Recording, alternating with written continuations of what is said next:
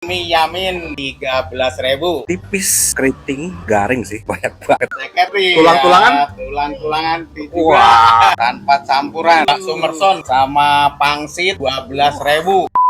Lagi. Warga negara Cibubur, gue ketemu lagi nih mie ayam yang masuk ke gang itu di Impres 5.